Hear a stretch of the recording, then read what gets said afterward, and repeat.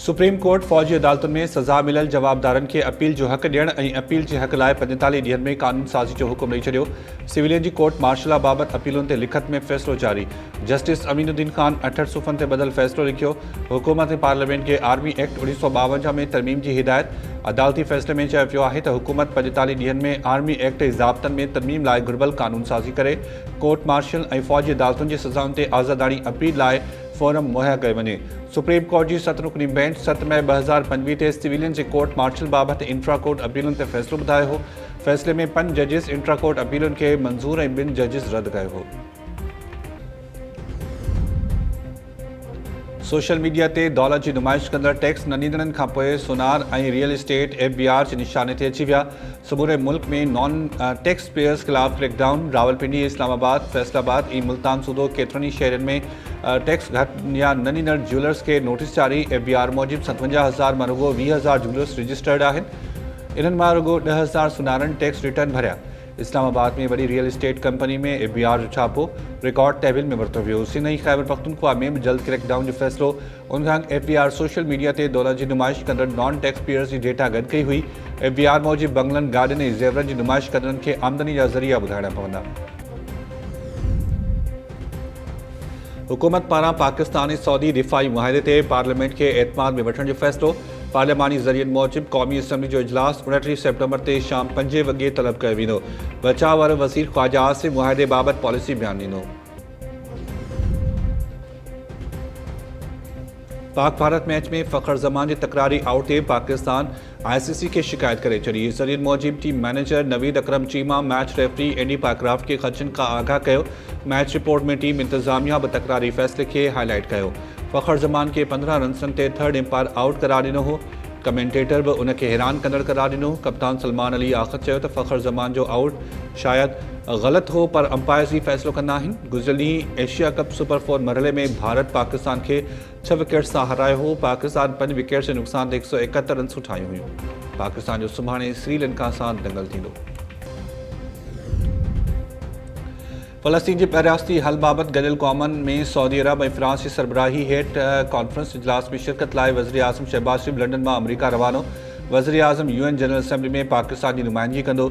वज़ीर आज़म अमरीका सदर Donald Trump ऐं ॿियनि आलमी अॻुवाननि सां मुलाक़ातूं पिणु कंदो।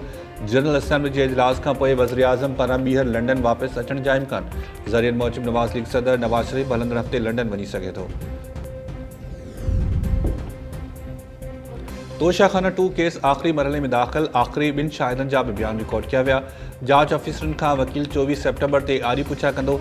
स्पेशल जज सेंट्रल शाहरुख अर्जुमन केस जी ॿुधड़ी अडियाला जेल में हलाई। PTI बानी ऐं बुशरा बीबी खे अदालती कमरे में पेश कयो वियो। नायब जे जांच ऑफिसर मोहसिन हारून ऐं FIA जे जांच ऑफिसर शाहिद परवेज़ जा बयान रिकॉर्ड किया विया। तोशाखाना 2 केस में मजमूई तौर 20 शाहिदनि जा बयान रिकॉर्ड किया विया। 18 शाहिदनि खां आरी पुछा मुकमल कई वई। ॿुधड़ी 24 सेप्टेम्बर ताईं मुलतवी।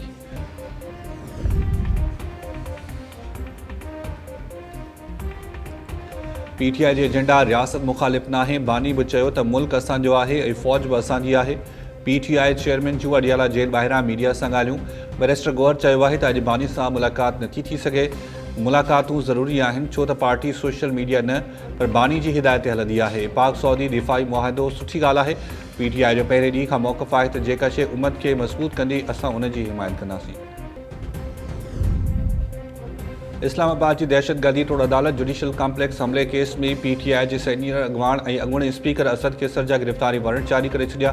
केस गिरफ़्तार करे पेश करण जो हुकुम। दहशतगर्दी तोड़ अदालत जे जज ताहिर अब्बास केस जी ॿुधणी हलाई। परवेज़ इलाही, असद उमर ऐं शिबली फराज़ जूं हाज़िरी खां छूट जूं दरख़्वास्तूं मंज़ूर। अदालत ॿुधणी 6 अक्टूबर ताईं मुलतवी करे छॾी। इस्लामाबाद जी अदालत मां ईमान मज़ारी ऐं हादी अली चट्ठा एडवोकेट जा ज़मानत न थियण जोगा गिरफ़्तारी वारंट जारी। जज अफ़ज़ल मंजूकार रियासत ऐं क़ौमी इदारनि ख़िलाफ़ तकरारी ट्वीट केस में वारंट जारी कया। अदालत पारां ॿिन्ही खे गिरफ़्तार करे 24 सेप्टेम्बर ते पेश करण जो हुकुम। कराची में म्यूज़िक टीचर्स जो ज्वाइनिंग ऑर्डर्स न मिलण ख़िलाफ़ 8 ॾींहं बि एहतजाज। सूफ़ी फ़नकार मांझी फ़कीर समेत 2 फ़नकारनि जी शिरकत। म्यूज़िक टीचर्स पारां रोड ज़ोन में दाख़िल थियण जी कोशिश। पुलिस रस्ता सील करे केतिरनि ई मुज़ाहिरीन खे गिरफ़्तार करे वरितो। गिरफ़्तारी खां बची वियल फ़नकारनि जो राग ॻाए एहतजाज। कराची बार जा अॻुवान म्यूज़िक टीचर्स सां ॿधी जे इज़हार लाइ पहुची विया। वकील अॻवाणनि जूं पुलिस सां ॻाल्हियूं। वकील अॻवाणनि चयो आहे त पुलिस गिरफ़्तार कयल म्यूज़िक टीचर्स खे आज़ादु करण जी ख़ातिरी कराई आहे ऐं इतफ़ाक़ थियो त म्यूज़िक टीचर्स ऐं सेक्रेटरी एजुकेशन विच में ॻाल्हियूं थींदियूं तेसिताईं म्यूज़िक टीचर्स प्रेस क्लब वारो एहतजाज जारी रखंदा।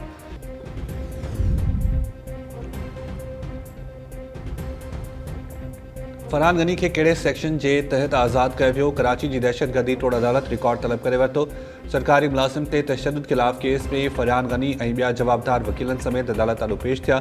अदालत चयो त शाहिदनि जे बयाननि मूजिबि सरकारी कम बंद कराए वियो। जवाबदारनि खे जंहिं सेक्शन के तहत ज़मानत ते आज़ाद किया वियो इहा दरख़्वास्त किथे आहे, इहा पेश कई वञे। वकील चयो त जवाबदार गिरफ़्तार हुजे त नोटिस कीअं जारी कंदो। अदालत चयो त फरियादी जो बयान रिकॉर्ड कराए अचो। वकील चयो त छा हीउ एतिरो अहम केस आहे जो एतिरा रुख ॾिठा पिया वञनि। अदालत चयो त ईंदड़ ॿुधणी ते केस जे फरियादी खे तलब करियूं था। फरियादी जे वकील चयो त संदसि असील जो तालुक़ु हसास इदारे सां आहे। फरियादी बदिरां शाहिदनि खे अदालत में पेश करियूं था। अदालत केस जी ॿुधणी 30 सितंबर ताईं मुलतवी करे छॾी। ईंदड़ ॿुधणी ते शाहिदनि खे तलब कयो वियो। गुज़िरियल महीने 24 अगस्त ते सईद गनी जे भाउ फरहान गनी ऐं ॿियनि खिलाफ़ फिरोज़ाबाद थाणे ते सरकारी मुलाज़िम ते तशद्दुद जो केस दाख़िल कयो वियो हो। सिंध जे 14 ज़िलनि में नंढी चूंड के मौके ते 24 सितंबर ते आम मोकल जो ऐलान। कराची, ईस्ट वेस्ट ऐं केमाड़ी ज़िले में आम मोकल हूंदी। घोटकी, सखर, हैदराबाद, पिपरखास ऐं उमरकोट ज़िले में आम मोकल हूंदी। खैरपुर, जामशरो, बदीन, मातली ऐं ठठे में मोकल जो ऐलान। नोटिफिकेशन मूजिबि इलेक्शन कमीशन जे हिदायतुनि तहत 24 सितंबर ते नंढी चूंड लाइ पोलिंग जे ॾींहुं मोकल जो ऐलान कयो वियो। हैदराबाद में पोलियो जो नओं केस ज़ाहिर। सूबे में हलंदड़ साल हेल ताईं ज़ाहिर पोलियो केसनि जो अंग 7 थी वियो। नेशनल EOC मूजिबि मुल्क में हलंदड़ साल हेल ताईं पोलियो जा 27 केस ज़ाहिर थिया। वालदैन खे पोलियो खां बचाव जा फुड़ा ॿारनि खे पीआरण में सहकार जी अपील। कुबो सईद थाणे जी हद में संग नंढियण तां औरत मुबैना इज्तिमाई ज़्यादती बाद क़त्ल। 4 जवाबदारनि खिलाफ़ केस दाख़िल। पुलिस जे हिक जवाबदार जे पुट खे गिरफ़्तार करे वरितो। ॻोठ मीर जी नरी में जवाबदारनि औरत नज़ीरा जोयो खे मुबैना इज्तिमाई ज़्यादती जो निशानो बणाइण बाद ज़हर ॾेई क़त्ल कयो। मक़तूलड़ जे वारसनि जो चवणु आहे त जवाबदार घर जे दर अॻियां नज़ीरा जो लाश उछले फ़रार थी विया। केस में बशीर, शकील ऐं साजिद जोयो सूदो हिकु अणॼातल जवाबदार नामज़द आहे। ॻोठ जा बासर मामिलो लाइ मिठी करण ऐं केस तां हथ खणण लाइ धमकियूं ॾेई रहिया आहिनि। पुलिस बि बासरनि जे चवण में अची जवाबदार गिरफ़्तार नथी करे। ॿिए पासे पुलिस चयो आहे त जवाबदार बशीर जे पुटु शबीर जोयो खे गिरफ़्तार कयो आहे। केस में नामज़द जवाबदारनि जी गिरफ़्तारी लाइ छापनि जी दावा। मलीर जे मेमण ॻोठ थाणे ते 3 खदरनि फ़क़ीरनि जे क़त्ल जो केस दाख़िल। गुरु ज़फ़र जे फ़रियाद ते अणॼातल जवाबदारनि खिलाफ़ केस दाख़िल कयो वियो। फ़रियादी मौक़िफ़ अख़्तियार कयो त असां हिक ई इलाइक़े में धार धार कमरनि में रहंदा आहियूं। व्हाट्सएप ज़रिए मालूम थियो त साथियुनि खे फायरिंग करे क़त्ल कयो वियो आहे। मक़तूलनि में एलेक्स, जेल ऐं असमा शामिल आहिनि। टिनी खे नामालूम जवाबदारनि अणॼातल सबबनि जे करे क़त्ल कयो। पुलिस कातिलनि जो पतो लॻाइण लाइ टीम जोड़े छॾी। पुलिस अख़्तियारनि जो चवणु आहे त वाक़े खे हाई प्रोफाइल केस तौरु ॾिसी रहिया आहियूं। लाश पोस्टमार्टम बाद वारसनि हवाले कया विया। हिकु ॾींहुं अॻु मेमण ॻोठ थाणे जे हद मोटरवे M9 वेझो जंग मां 3 खदरनि फ़क़ीरनि जा गोलियूं लॻल लाश मिलिया हुआ। सुञाणप बुज़दार वॾा वासी जील, शेखुपुरा वासी एलेक्स ऐं असमा तौरु थी हुई। DG Sindh building control authority Shamir Bhutto के उहिदे तां हटाए वियो। नोटिफिकेशन जारी। मुज़म्मिल हालेपोटो खे नओं DG SBCA मुक़ररु कयो वियो। मुज़म्मिल हालेपोटो जे मुक़ररी जो नोटिफिकेशन बि जारी। जुलाई में कराची जे इलाइक़े लियारी में इमारत करण जे नतीजे में 27 ॼणा फौतनि बाद DG SBCA सां खुड़ो खे हटाए शामिर भुट्टो खे मुक़ररु कयो वियो। ऐं दरिया कॾहिं बि पंहिंजो रस्तो नाहे विसारींदो। पंजाब में नुक़साननि ते अफ़सोस आहे, पर इहो ॾिसो त नुक़सान किथे थिया आहिनि। सभ खां घणा नुक़सान उते थिया आहिनि जिते माण्हू दरिया जे पेट में वञी वेठा हुआ। पाणी माहिर डॉक्टर हसन अब्बास जूं टंड जाम में मीडिया सां ॻाल्हियूं। पाणी माहिर डॉक्टर हसन अब्बास चयो त दरियानि जे लंघनि खे ख़ाली करायो वञे।